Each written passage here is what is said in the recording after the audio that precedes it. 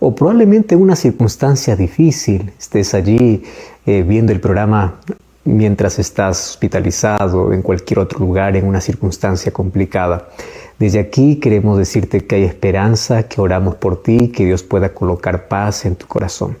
Y a través del estudio de la Biblia podamos ser abrazados por las promesas de Dios, podamos ser conducidos, guiados por el Espíritu Santo, y así cada día podamos descubrir el plan que Dios tiene para nuestra vida. En esta temporada estamos allí fascinados con el libro de Mateo, tomando algunos capítulos, algunas historias para poder sacar lecciones preciosas para nuestra vida. Bienvenido una vez más. Así comienza Biblia Fácil. Hoy vamos a estudiar un capítulo interesante del libro de Mateo. Se trata del capítulo 18 de Mateo. Vamos a hablar acerca de relaciones interpersonales, siempre complicadas, ¿verdad? Qué difícil es poder mantener una relación saludable, una relación buena con todas las personas. Y vamos a hablar desde el punto de vista de las relaciones interpersonales entre los miembros de una iglesia, como también las relaciones interpersonales con nuestros amigos, vecinos y con todas las personas con quienes nos relacionamos día a día. Antes de poder ir al tema de hoy, yo quiero ofrecerte un material muy precioso. Se trata del curso bíblico Jesús Restaurador de Vida. Aquí tú vas a encontrar lindas lecciones, preciosas lecciones que tú puedes comprender mejor, inclusive el plan que Dios tiene para cada uno de nosotros a través de su palabra. Puedes solicitarlo a través de nuestro número de WhatsApp, que es el +5512 98 100 14 60, o también tú puedes hacerlo a través de nuestro sitio web estudielabiblia.com. Allí vas a encontrar este y otros materiales que sin duda van a beneficiar grandemente tu vida espiritual, tu salud física y mental también. Sabes que hablar de relaciones interpersonales no es tan simple. Cada vez estamos viviendo en una sociedad donde las relaciones tóxicas, donde las relaciones enfermizas crecen, donde la falta de perdón hace que el corazón pueda guardar tanto rencor, tanto odio, tanto sentimiento de venganza que está enfermando a muchísimas personas mentalmente. Gran parte de las enfermedades físicas tienen su raíz en nuestra mente. Cuando nosotros comenzamos a abrigar aquellos sentimientos que van destruyendo nuestra vida. Y hoy vamos a ver cómo es que Jesús trata este asunto de una manera tan clara y Mateo lo registra. Queremos nosotros orar para que Dios pueda bendecirnos en el estudio de su palabra. Oramos. Gracias, Señor, te damos por esta oportunidad que tenemos de poder abrir tu palabra una vez más. Gracias porque en ella encontramos la dirección de nuestra vida. Encontramos las decisiones que debemos tomar y cómo tenemos que reaccionar frente a circunstancias que la vida nos coloca de manera difícil. Por eso pedimos que tu Santo Espíritu nos lleve al conocimiento de esta verdad y que puedas curar nuestras heridas internas.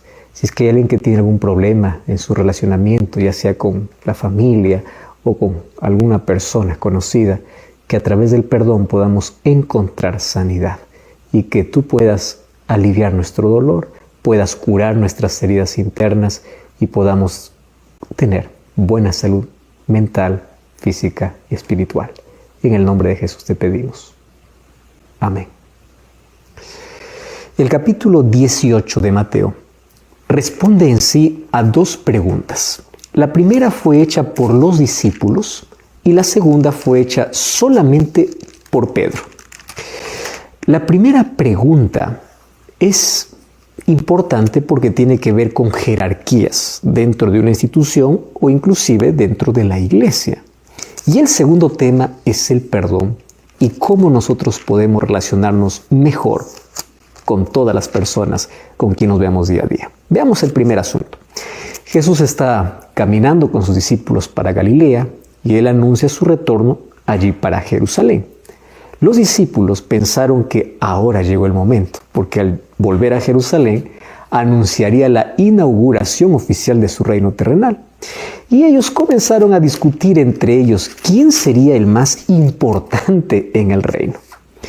aquí viene la cuestión de jerarquías, que son muy propias de las instituciones humanas. Y claro, este era un asunto que merecía una explicación clara.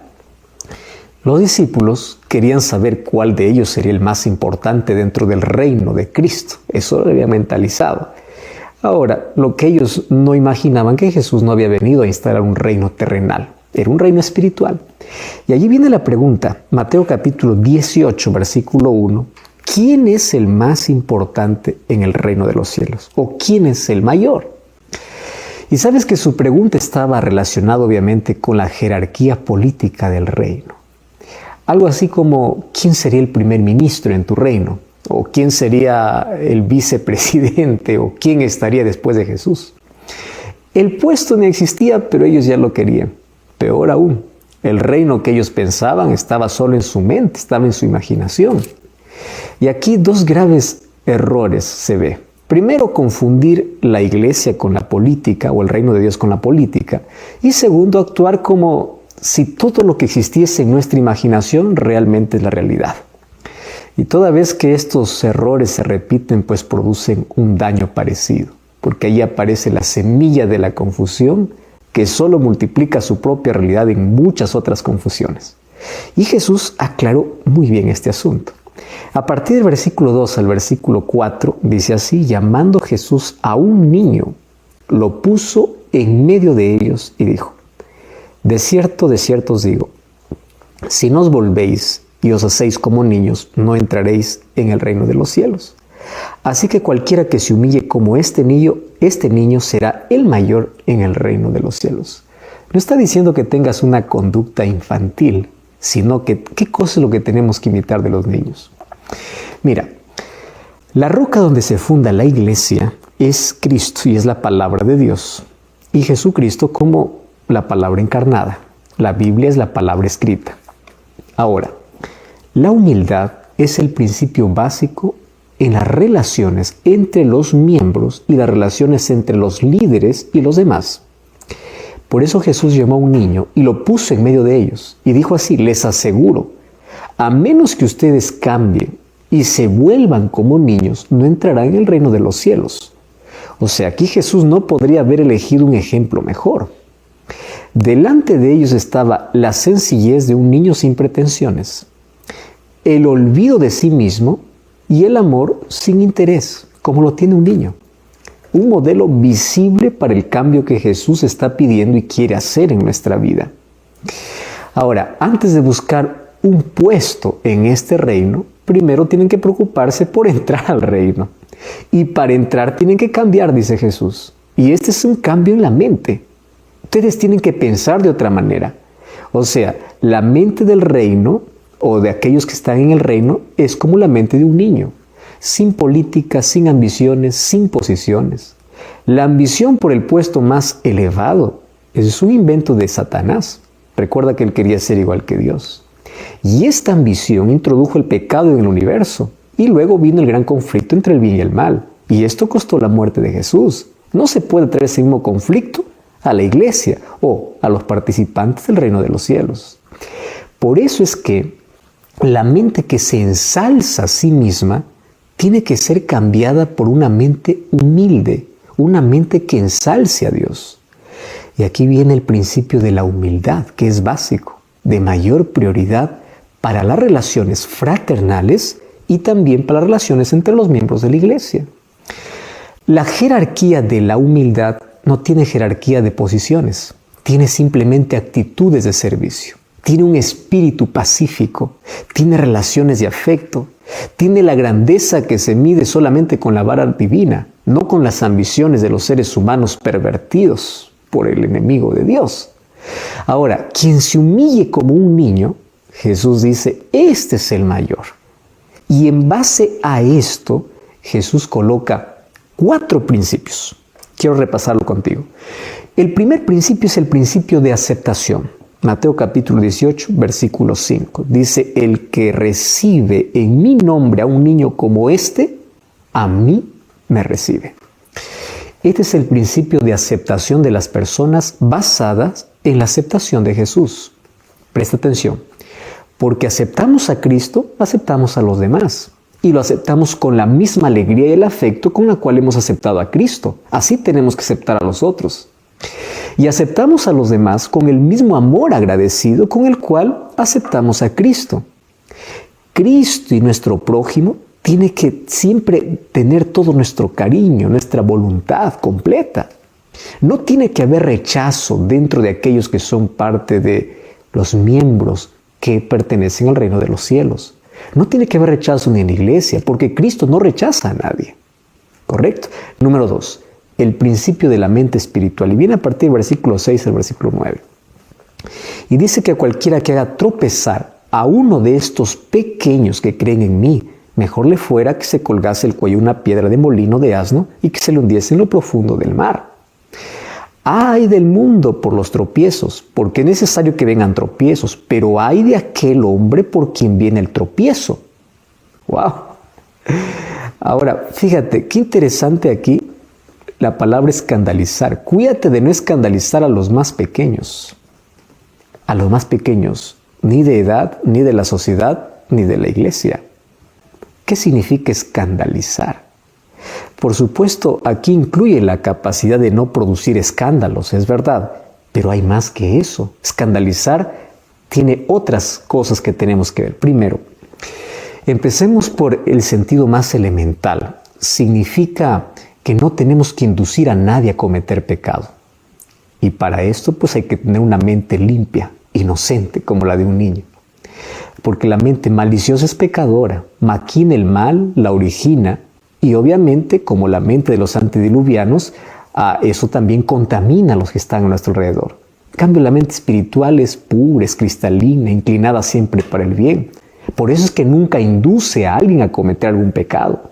Entonces, una persona con mente espiritual no invita a otra persona para que participe con ella en ningún pecado, sea pequeño o grande, sea de vicios o de desvíos o de cualquier cosa. Tú tienes que influenciar solo para el bien. Entonces, una influencia para que la otra persona caiga en pecado es escándalo. Número 2. No escandalizar también significa no inducir a nadie para que abandone su fe. ¿Sabes qué? La fe como creencia doctrinal y como capacidad espiritual para creer está en todos los seres humanos. Nadie en la iglesia, ni miembros ni líderes deben nunca, por palabras o por actos, inducir a otros para que dejen de creer o desprecien las doctrinas bíblicas. Algunos obviamente critican a la iglesia y desprestigian sus doctrinas de forma directa o de manera sutil. Influyen en sí a las mentes más sencillas para que dejen de creer o rechacen alguna doctrina bíblica. Entonces la mente espiritual, para comenzar, no tiene dudas, pero tampoco las crea. ¿Correcto? Porque todas sus creencias están basadas en la Biblia. Ahora, te voy a decir una cosa. Si alguna creencia no tiene una base en la Biblia, entonces sí tienes que cuestionar, ¿correcto? Y tienes que confrontarlo con la verdad. Pero estoy hablando de que existen personas que quieren colocar dudas incluso donde la Biblia habla con claridad. Eso es provocar escándalo. Número 3. No escandalizar también significa no ofender. Y algunos ofenden con tanta facilidad. Usan palabras ofensivas, realizan actos que ofenden, toman decisiones o allí realizan actos que afectan de manera negativa las emociones de las personas. La mente espiritual no ofende. Es diplomática, es cautelosa, es considerada, es respetuosa, es simpática. Cuida tus palabras, cuida tus actos. Eso también es escandalizar. Y número 4. No escandalizar significa no producir desconfianza o aborrecimiento contra alguien. Sabes que la mente espiritual no juzga de manera desfavorable a las personas. La mente espiritual confía, obedece, es justa y no desprecia a las otras personas. El mundo hace pecar a mucha gente, eso es lo que dice la Biblia. Y esto para ellos parece natural. Pero ay, dice, de aquellos que ocasionan todo eso. Y agregó, dice que aquel que hace pecar a los demás, o sea, primero pecas tú, pero luego haces pecar a los demás, pues tú estás llevando una condenación mayor. Cualquier cosa que tengas en ti que te arrastre al pecado, échala de ti, dice Jesús. Aunque esto sea tan querido por ti, Aunque eso signifique como arrancar una mano, un pie o un ojo, porque es mejor que tú puedas entrar al reino de los cielos sin esto a que lo conserves. Está hablando, aunque esto te cause dolor en la vida, deséchalo. Eso dice el versículo 9. Desecha, apártalo de tu vida. Si te das cuenta, la primera parte del capítulo 18 habla de dos asuntos importantes. La primera, de cómo tiene que ser nuestra actitud. Nuestra actitud tiene que ser limpia, pura. Por eso Jesús tomó el ejemplo de un niño que mantiene la inocencia, que perdona rápido, que no está anhelando posiciones, ni cargos, ni pisoteando a los demás, que cuando se ofenden rápido arreglan las cosas. Esa es la mentalidad que debemos tener. No está diciendo que tú tienes que ser inmaduro como un niño. Está diciendo que te puedas tener el corazón, la mente dispuesta, primero, a aprender, número 2, a perdonar y número 3, a disfrutar. Un niño disfruta de las cosas más simples de la vida. Número 2, Jesús dice, no escandalices a nadie. Y escandalizar no solamente es provocar escándalos, también es arrastrar a otro al pecado, hacer dudar de la fe a alguien. Escandalizar también tiene que ver con aquellas cosas que aparentemente son inofensivas, pero ofenden a la otra persona. ¿Cuántas heridas en la vida se han abierto y solamente Dios la conoce? Por personas queridas, por líderes o por personas que ni siquiera imaginabas. Y hoy tú estás herido. Tu corazón está lleno de amargura porque un líder te falló, porque una persona importante te abandonó, porque no recibiste la ayuda cuando necesites. Dios conoce tu corazón. Y Dios juzga a cada uno por las cosas que hace. Y ahora voy a hablar para dos grupos. En primer lugar, para el ofensor y en segundo lugar, para el ofendido. Hablando para el ofensor, pide que Dios pueda ayudarte a tener dominio propio. Sabes, todas las personas que no te conocen te pueden decir, wow, tú eres una persona linda, importante, tú eres una persona consagrada. ¿Sabes quién es el que tiene que decir eso? Número 1, tu familia, y número 2, la gente que trabaja contigo. Si tu familia te dice, tú eres un hombre de Dios, siéntete feliz porque ellos te conocen. Si la gente que trabaja contigo se inspira en ti, la gente que trabaja contigo dice, wow, esta es una persona realmente que refleja el carácter de Dios. Si la gente que trabaja contigo dice eso, siéntete feliz, porque ellos son los que te conocen. Que venga un particular a decirte, eres admirable, eres todo, es porque no te conoce. Y eso me debe llevar a una reflexión. ¿Cómo trato a mi familia? ¿Cómo trato a los que están a mi alrededor? Porque yo conozco incluso dentro del liderazgo de la iglesia, gente que se olvida que es cristiana, gente que maltrata, gente que abusa, gente que porque tiene una posición o un cargo importante, comienza a ofender porque se cree lo más importante. Dios está tomando en cuenta todas estas cosas. Y voy a hablar para el ofendido. Sabes que en la vida siempre vamos a encontrar personas así. Siempre. Y si nosotros no aprendemos a buscar un refugio en Dios, llenamos nuestro corazón de amargura. Comienza a perdonar, porque el perdón es el siguiente tema que Jesús va a tratar. El perdón no es un bien que se hace al ofensor. El perdón es un bien que te haces a ti mismo. Porque el rencor lo que hace es envenenarte, quitarte la salud mental y la salud física. Entonces, si tienes tantas heridas, por favor, coloca en las manos de Dios, perdona y pide que Dios te ayude a continuar siendo una persona fiel, leal, obediente, pero sobre todo sin amargura en tu corazón, que eso te daña grandemente en la vida. Jesús aquí nos está enseñando jerarquías y relaciones, bajo un solo principio, humildad. Aquel que es humilde, no importa la posición donde esté, aquel que sabe reconocer sus errores, aquel que sabe tratar bien a los demás, aquel que trata con amor, esa es la verdadera jerarquía dentro del reino de los cielos. No es alguien que se olvida quién es porque se cree más importante. No es alguien que abusa de los demás creyendo que él tiene la última palabra y no está dispuesto a escuchar a nadie. Es alguien que es humilde. Y un humilde es alguien que camina con Cristo. Que la mayor marca de tu vida por el cual tú seas conocido sea por el amor que das y por lo humilde que eres.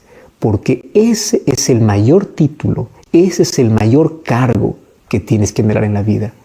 Humildad.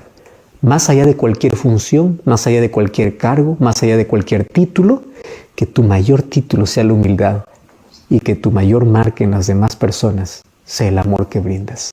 Porque sólo así viven, dice Jesús, aquellos que son llamados al reino de los cielos. Si es que tu actitud es diferente, habría que reconsiderar mucho y habría que arrepentirse de corazón, pedir perdón a quienes ofendemos y a partir de hoy pedir que Dios pueda ser reflejado. Y 11, allí dice, no menospreciéis a uno de estos pequeños. O sea, sean justos en valorar a las personas. No les den un valor menor de lo que realmente tienen. ¿Y cuál es el valor que tiene una persona? Hay un principio general. Nadie vale menos que el sacrificio de Cristo en la cruz. Él hubiera muerto por un solo ser humano. Entonces, no valoremos a nadie por debajo de ese nivel. Valora a todos por igual. Jesús dio otro elemento para pedir que nadie sea valorado por debajo de lo que vale. Y sabes, en Hebreos 1, 13 y 14 dice que el ángel sirve a cada persona o está al lado de cada persona y ve constantemente a Dios. Y Dios recibe toda la información, Él sabe lo que sucede con cada persona. Y si tú menosprecias a alguien, Dios lo sabe. No solo porque lo sabe en sí mismo, porque es omnisciente, sino también porque los ángeles registran todo. O sea, no permitas que un ángel tenga que informar a Dios sobre la necesidad de una ayuda para alguien por causa tuya. Entonces, no menosprecies a nadie a causa del valor que Jesús le concede a cada ser humano y el valor que le concede inclusive los propios ángeles. ¿Cómo nosotros que estamos al servicio de Jesús y también trabajamos en armonía con los ángeles, vamos a valorar menos a las personas, menos del valor de lo que realmente son? Esto no debe ser así. Tiene que haber armonía total entre nosotros y Jesús y entre los ángeles, así como todos los ángeles están en armonía con Dios. Y este es un principio vital de las relaciones. No desvalorices a nadie. Trata a todos por igual, porque todo va en la sangre de Cristo. Y de allí viene el cuarto principio, de no perder a nadie. A partir del versículo 12 y el versículo 14, la parábola de la oveja perdida. La parábola comienza así. ¿Qué les parece?, preguntó Jesús. Si un hombre tiene 100 ovejas y se pierde una de ellas, ¿no dejará las 99 para ir a buscar a la que se perdió? Entiendan bien, dice Jesús. Ahora habló de las ovejas que están dentro del redil. Ustedes saben, dice Jesús, que el interés principal, el objetivo de la misión es salvar a todos los seres humanos que están perdidos, o sea, en todo el mundo. Están perdidos en el pecado, o sea, están fuera del redil. Pero también, dice Jesús, nuestro interés tiene que ser conservar los que están dentro del redil. La prioridad entre las 100 ovejas tiene que estar en aquella que se sale, en aquella que se pierde. Recuerda que esta no es una oveja pagana, es un miembro del redil. Las otras pueden estar bien protegidas, pero ahora vamos a concentrar nuestro trabajo para recuperar aquella que estuvo en el redil y salió. Vamos a hacer todo nuestro esfuerzo hasta que la traigamos de nuevo al redil. Y cuando la hayamos encontrado, pues hay que alegrarnos. Hagamos fiesta, esa fiesta espiritual, así como hizo el padre del hijo pródigo cuando el pródigo regresó. De paso, no se les ocurra a nadie, incluso Jesús dice, amargarse como aquel hermano mayor del hijo pródigo, que estaba siempre reclamando, que siempre pretendía ser más justo, que creyó que él merecía más que el otro. En realidad él fue muy injusto con su hermano y fue injusto con su padre. Y luego Jesús dice, no piensen en castigos a una persona que se apartó. Participen del regocijo que hay en el cielo por un pecador que se arrepiente, porque hay personas que siempre viven criticando por alguien que se alejó y ahora está volviendo. Ayuden a los 99 justos que están en el redil, pero si es que alguien se perdió, vayan a traerlo. Esa es una verdadera religión que se preocupa en poder recuperar a aquel que se pierde. Esta conducta llena de gracia produce felicidad, porque la otra produce tristeza. Nuestra buena conducta aquí es muy importante. Ahora, Tiene que haber alegría espiritual, porque si en nuestra conducta no hay alegría, ¿qué cambio ha hecho Jesús en nuestra vida? Y la verdadera felicidad siempre viene del cielo. Aquí Jesús dice, demos prioridad a aquel que se apartó, porque Jesús no quiere que ninguno se pierda. Y ese mismo deseo de Jesús tiene que estar en cada creyente. Algunos se alegran cuando alguien cae. No, tienes que buscarlo. Y a partir del versículo 15 hasta el versículo 20 habla de la disciplina justa entre los pecadores. Ahora Jesús tiene que aclarar otro asunto. ¿Cómo se debe tratar al pecador? Ahora, no se trata de aquel pecador arrepentido que vuelve de nuevo al redil, sino de aquel pecador que aún sin irse del redil comete algún pecado contra algún miembro o contra la iglesia o contra la comunidad o contra Dios directamente, y eso afecta a toda la iglesia. Para ellos existen 3 pasos y una sola autoridad. Primer paso se llama uno solo. La persona afectada por la falta cometida debe ir sola, y la conversación tiene que ocurrir en un espíritu de humildad, tratando de decir al otro que cometió una falta. Esa es la forma como el Espíritu Santo nos convence a nosotros. Y imagínate, si el Espíritu Santo no nos convenciera de pecado, no hay arrepentimiento. Pero ¿cómo lo hace? Lo hace con amor. Y ese es el objetivo de nuestra conversación con alguien que falló a Dios o nos falló a nosotros. No es de manera altanera que vas y dices tú eres un pecador, lo estás publicando por todo lado. No surge un ambiente de acusación. Recuerda cómo Dios nos trata. Isaías 1:18, venid a mí, aclaremos las cosas. Si tus pecados son como la grana, como la nieve, serán emblanquecidos. Pero hagámoslo solos, tú y yo. Ese es el método que Jesús quiere que nosotros hagamos con quien cae o con quien sabemos que comete una falta o con quien hay pecado o cometió un pecado. No hay acusación. Dios conversa, le ofrece una solución. Así debemos tratar nosotros a las personas que cayeron en pecado, a las personas que están actuando mal. ¿Entiendes? Entonces tiene que haber una comunicación, pero esa comunicación tiene que ser con humildad. ¿Por qué con humildad? Porque todos somos pecadores. Y cada miembro del reino de los cielos tiene que conseguir o convencer a la otra persona que está actuando mal. En este ambiente, si el otro se arrepiente, reconoce, pues vuelve el gozo espiritual. Ahí se terminó el problema. Yo no estoy más divulgando por ningún lado. ¿Entendiste bien? O sea, si tú sabes del pecado de alguien, o alguien te ofendió, o sabes que alguien está actuando mal, anda solo, habla en secreto con él. No estés divulgando por redes sociales, no estés acusando delante de las personas. Eso hace el diablo. El primer paso es anda y habla en privado. Y habla con humildad, porque tú no eres perfecto. El segundo paso es 2 o 3 testigos. O sea, si no hay un cambio en la primera conversa, pues ahora entonces busca a 2 personas que tengan el mismo espíritu. Y de nuevo a una conversación humilde. Ahora, ¿sabes? Si es que esto produce en el otro arrepentimiento, entonces genial.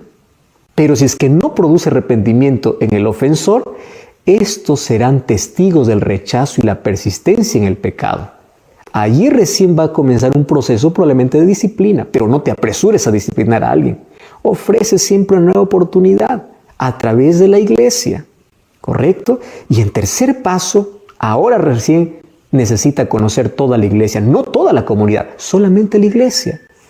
Después de que la iglesia recibió el informe de que primero fuiste de manera personal, no se arrepintió, continúa haciendo lo mismo, fuiste con 2 o 3 personas y él rechazó y persiste y es orgulloso y no reconoce y no se humilla, ahora sí Jesús dice recién disciplina, o sea, recién ahora es separado, apartado.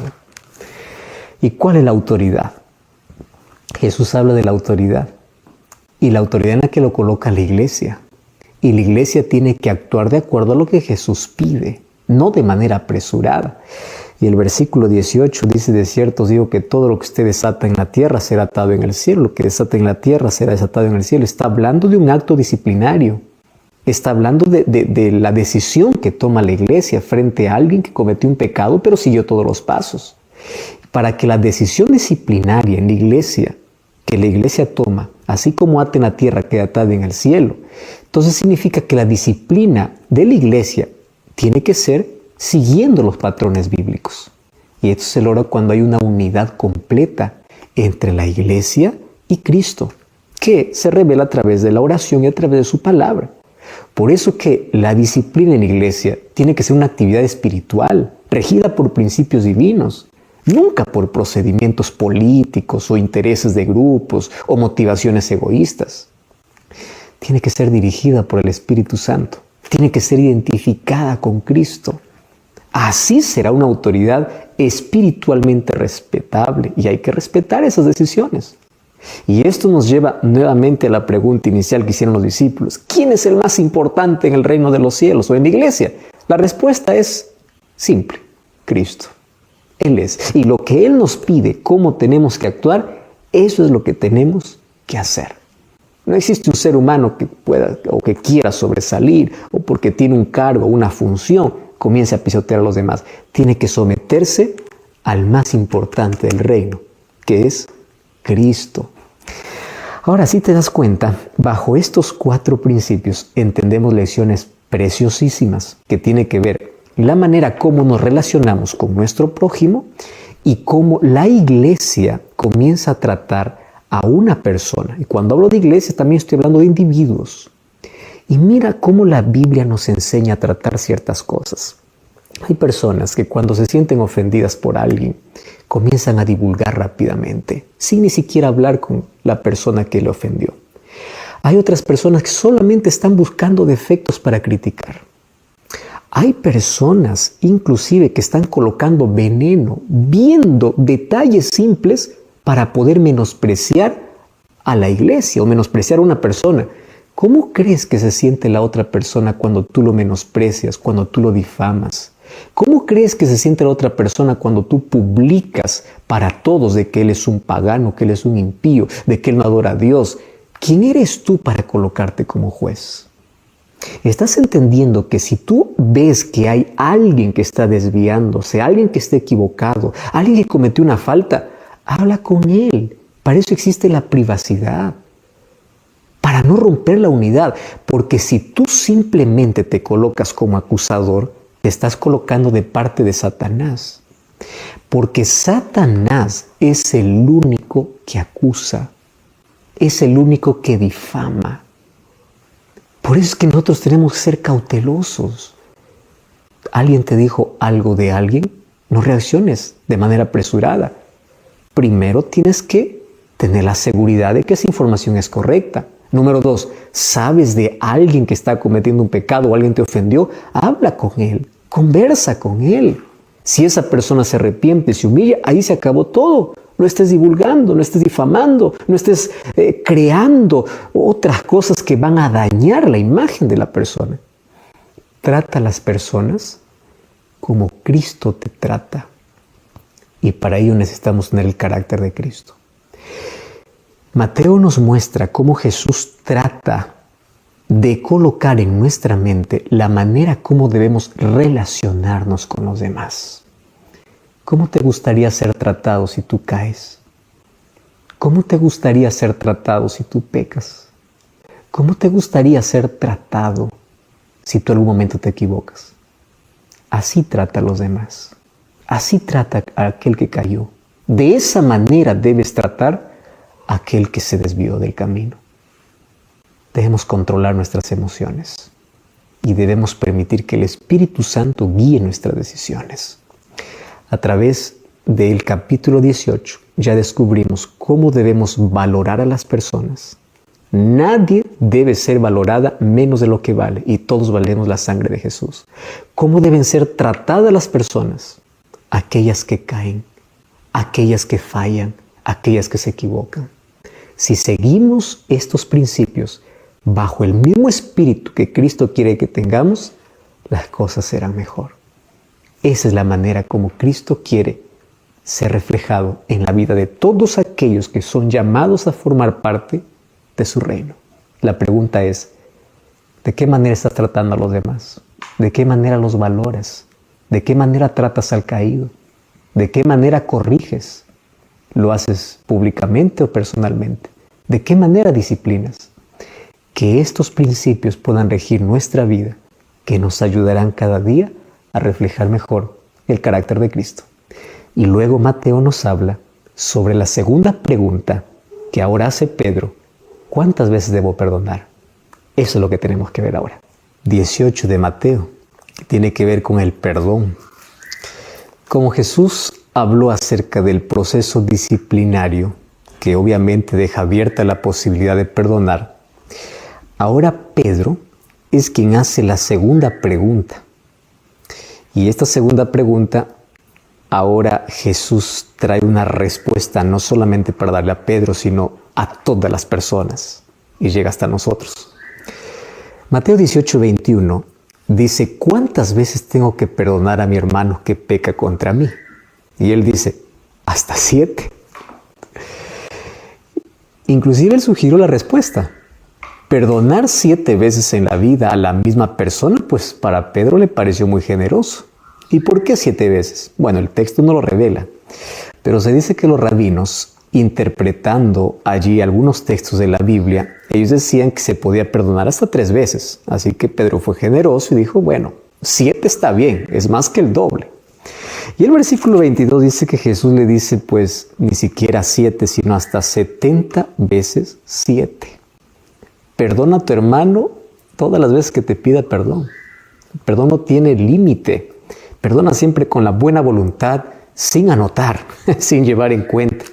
No sea que se te ocurra hacerle recordar las veces que le has perdonado, y eso ya no es perdón. Y aunque aquí la pregunta estaba bien respondida y bien clara, Jesús agregó a eso una parábola. Y a través de esa parábola, pues daré una idea más completa de lo que significa el perdón y por qué debemos perdonar. Porque no es solamente la cantidad de veces que debemos perdonar, que debe ser limitada, sino también lo importante es la calidad del perdón que nosotros debemos otorgar. Tiene que ser de todo corazón. Y a partir del versículo 23 al versículo 35 cuenta la parábola de 2 deudores. Y ahí dice: por lo cual el reino de los cielos es semejante a un rey que quiso hacer cuentas con sus siervos. Y comenzando a hacer cuentas, le fue presentado uno que le debía 10,000 talentos. A este, como no pudo pagar, ordenó a su señor venderle a él, su mujer y sus hijos y todo lo que tenía para que pueda pagar la deuda. Entonces aquel siervo postrado le suplicaba diciendo: Señor, ten paciencia conmigo, yo te pagaré todo. El señor de aquel siervo, movido a misericordia, le soltó y le perdonó toda la deuda. Pero saliendo aquel siervo, halló a uno de sus consiervos que le debía 100 denarios. Y haciendo de él lo ahogaba diciendo: págame todo lo que me debes. Entonces su consiervo, postrándose a sus pies, le rogaba diciendo: ten paciencia conmigo, yo te pagaré todo. Pero él no quiso, sino que fue, le echó en la cárcel hasta que pagase la deuda. Viendo sus consiervos, fíjate lo que dice, lo que pasaba, se entristecieron mucho. Fueron y refirieron a su señor lo que había pasado. Entonces, llamándole su señor, le dijo: siervo malvado, yo te perdoné toda la deuda porque me rogaste. ¿Acaso tú también no debías tener misericordia de tu consiervo, así como yo tuve misericordia de ti? Entonces el señor, enojado, le entregó a los verdugos hasta que pagase todo lo que le debía. Así también mi Padre Celestial hará con vosotros si no perdonáis de todo corazón a cada uno de su hermano sus ofensas. ¿Sabes que esta historia es realmente muy fuerte? Primero, aparece un rey que perdona y dice: el reino de los cielos se parece a un rey que quiso ajustar cuentas con sus siervos. Y ahí aparece el primer caso de un siervo que debía 10,000 talentos. 10,000 talentos, mucho dinero. Era más o menos unos 340,000 kilos de plata. O sea, suficiente dinero como para poder contratar 10,000 jornaleros durante 20 años. Es demasiado dinero. Ahora, ¿de qué manera un simple siervo puede pagar una deuda así? No la paga, porque no, aun cuando tenga dinero, propiedades, recursos, no puede, no podrá pagar, es imposible. Así que el rey decidió transformar en dinero lo único que tenía: su propia persona, su esposa, sus hijos y los enseres de la casa. O sea, dijo, véndanlos a todos. Ahora, qué dramática descripción, ¿verdad? Porque a la verdad representa un ser humano delante de Dios. ¿Cómo podrá pagar una deuda tan grande? Dice que el siervo se postró delante del rey y le rogó por misericordia. Por favor, tenga paciencia conmigo. Sujete dentro de usted aquella ira que tiene contra mí. No me castigue, yo voy a pagar todo. O sea, no estaba pidiendo perdón por la deuda, solamente estaba pidiendo más tiempo. Pero por más que le dé tiempo, pues no alcanzaría toda su vida para poder reunir lo suficiente y pagar. Por eso dice que el rey se compadeció del siervo, así dice Mateo, y le perdonó toda la deuda y le dejó en libertad. Uno puede imaginar la alegría y el enorme alivio de ese siervo. Pero los seres humanos somos seres muy extraños. No sabemos disfrutar plenamente de lo bueno, porque el egoísmo siempre nos destruye y destruye lo mejor. Y allí aparece que este siervo que fue perdonado ahora se va a exigir a otro que le debía una deuda más pequeña. Dice que al salir de la casa del patrón, él se encontró con uno de sus compañeros de servidumbre que le debía solo 100 denarios. Ahora, el equivalente 100 denarios sería 100 días de trabajo de un jornalero. Era muy poco comparado con la deuda que el rey acababa de perdonarle. Pero estos 100 denarios obviamente eran suyos y él no quería perderlos por nada. Así que la alegría del perdón que recibió se le fue y ahora comienza a exigir y a tratar con dureza. Y era tan duro y tan cruel que se volvió violento. Tomó del cuello ahí a su consiervo y comenzó a asfixiarlo y dice, tienes que pagarme todo lo que me debes. Y sabes que su deudor hacía lo mismo que él había hecho antes. ¿Qué hizo? Le rogó, dame más tiempo, yo te voy a pagar. Pero su corazón era tan rígido, no escuchó su clamor y actuó de manera completamente irracional. No solo por la dureza, aunque se trata de un consiervo, sino también por la solución que encuentra para poder exigirle el pago. ¿Qué cosa hace?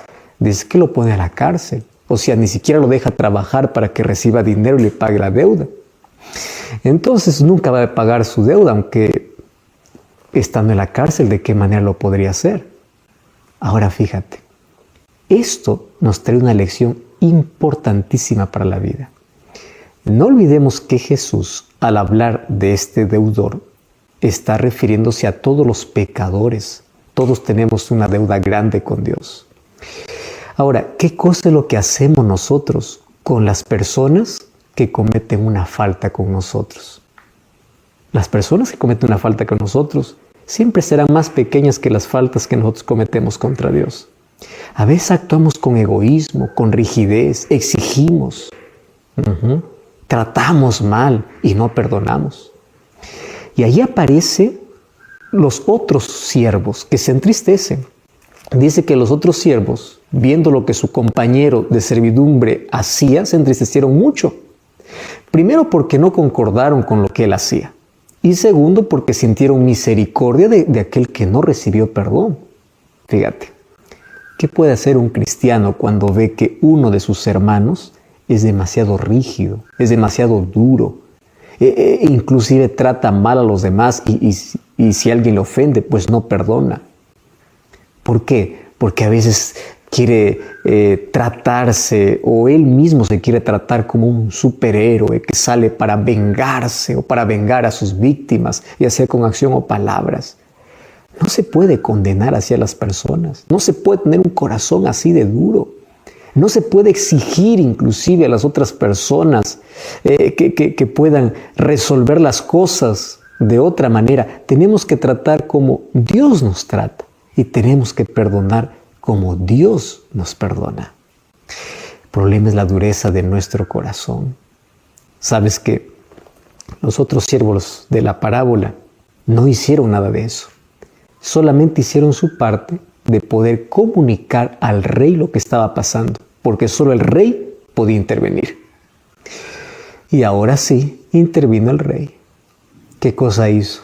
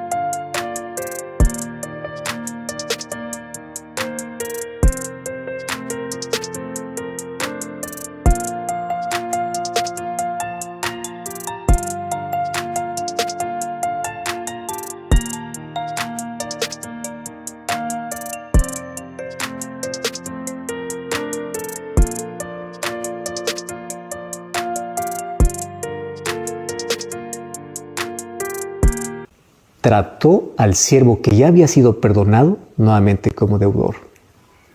Ese siervo perdió el perdón del rey por no haber perdonado a su consiervo. Y Jesús aquí estaba enseñándonos una lección.